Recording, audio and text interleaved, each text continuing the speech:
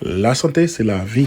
Eh bien, dans Garde Worshippers, nous portons rubrique santé pour vous. Bonne audition avec Nurse Mike. Salut à tous et moi welcome nous back pour la présentation médicale nous fait sous plateforme God's Worshippers là. Et non pas moi c'est Mike et tout d'abord que nous commençons toujours une grosse salutation by Sister Stephanie who's doing a phenomenal job. We always tell you keep going sister because it's an amazing job. Like communauté en besoin the job that you're doing.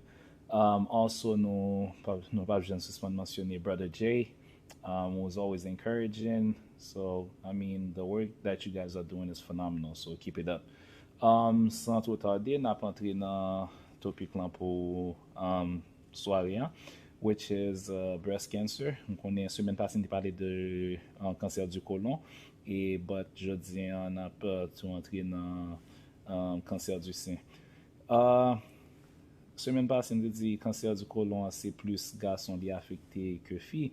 Et nous changé page là pour semaine ça que cancer du sein plus affecté fille que garçon. Et moi toujours dans chercher qui topic pour me parler, which topic to talk about. Like I always focus on the ones that affect our community the most. Et malgré dans l'année passée, in the years past, cancer du sein, il était connu en pile monde.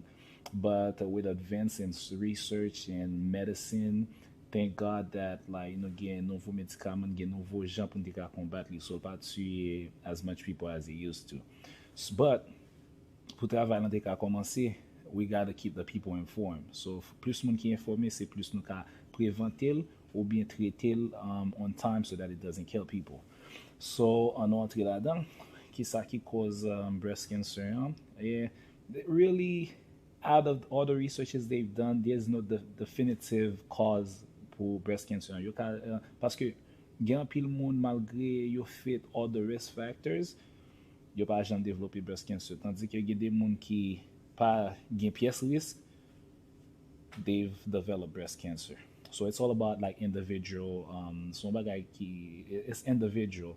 So that's why même si ou même ou pas fit on risk factor, you should always be careful. Should always check yourself for that. And non risk factors yo, m'a liste quelques pour nous quand même. They always say de pou gen family history, so moun nan famille qui te gen breast cancer, you are at risk. Ou bien ou même personnellement sou te gen breast cancer nan yon sein, ou gen pile chance pour gen nan l'autre sein. Moun ki utilize hormone therapy, that increases your risk for breast cancer. When you study your period before 12 years old. So all of this is based on research that puts you at risk for breast cancer. Moun ki entre menopause to I think the age is after 55, that puts you at risk for breast cancer. Moun ki gen premier petit yo after the age of 30, that puts you at risk for breast cancer. And people that never have kids, moun ki ba jan gen petit, that puts you at risk for breast cancer. Another thing that could put you at risk is smoking. Paske nou konen tobacco an li gen carcinogen la dan. So it doesn't only put you at risk for breast cancer, but for all kind of cancer. So be mindful of that. Moun ki boit trop alcohol, that puts you at risk for breast cancer. Et malgré non breast cancer a plus focus sur women, mesdames yo, but for nous songer nous même en tant que garçon tout, we were born with breast tissues.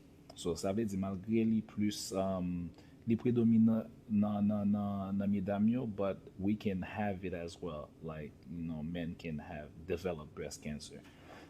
But so it's just one of these things to be mindful of, okay? On parlait de symptoms, how to detect if you have it. En pile fi, on croit que après un certain âge, ou à l'école docteur, they might encourage you to get a mammogram each year or however long, like every 6 months, depending on you and what they found. But ou même too, doesn't matter how old you are, ou même comme garder, même si Ou ka di kon sa ke, sa e bagay moun, e gran moun selman ki jwen. Nah. Whether you are 18, 20, 22, 30, these things, like, they can affect anybody. So be mindful. Things to look for. Yon nan bagay ki plus, keep ka plus e do. One of the easiest way to be careful and to be, mindful of your body is knowing your body. Lo al bien, lo al pa bien. Take some time to look at your body, your breasts, inspect them. If they normal, good. So we get to set on baseline. You know what they look like normal. Now every time you're going back to shower or dress, check them again to see if there's anything that changed, from what your normal is. So anytime you find anything that is that change, pattern kom si se next year lo al nan check up mon ko pou di doctor kon bagay pase. If you find anything that is not supposed to, like, that's not the way that it's supposed to be, immediately let your doctors know. Gen pil sant tou, like, next time ou doctor mande yo ki jan pou cheke breast, so like you palpate your breast to look for lumps and all that kind of stuff. Because lo ben check your breast, so like check for lumps on kote nan breast nan ki dur, ou bien your nipples look weird, go to your doctors immediately, because the best prevention is when you find it in the early stage to treat it right away. Okay, so all these things are good things, techniques to know.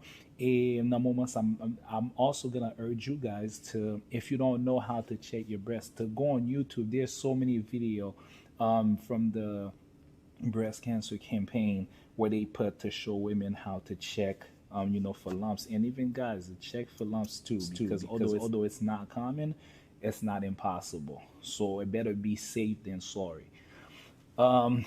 What Because the thing is, le yo jwen ni na early stage na, li pa spread.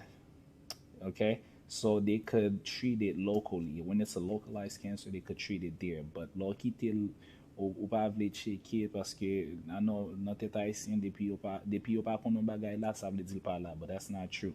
Paske gen pil fwa nou te ka treat li nan early stage, but because nou kite li ve nan too late stage, it spreads to like other parts of your body. And then it lets out where breast cancer turn into lung cancer, any other kind of cancer, to brain cancer and all that stuff. So, treatments. Let's talk about treatment. Ki jan de treatment. So, it depends on the person. Ou bien na ki stage li ye. Gen la den yo ka bo medikament. And a lot of them probably include the radiation. Gen de moun tou le yo jwen yo fe sa we le preventative mastectomy. So sa pase se ke si yo konen yo a high risk for breast cancer, they remove the breast. Even though they don't have cancer, but si yo kom si yo gen moun nan fami yo ki te gen history of breast cancer, they just go ahead and remove it just to prevent it altogether. Ou bien gen moun ke yo te gen breast cancer non seul breast, and then they know that they at risk to develop it in the other breast, so they malgré breast nan bon, l'autre breast nan bon, they remove it altogether.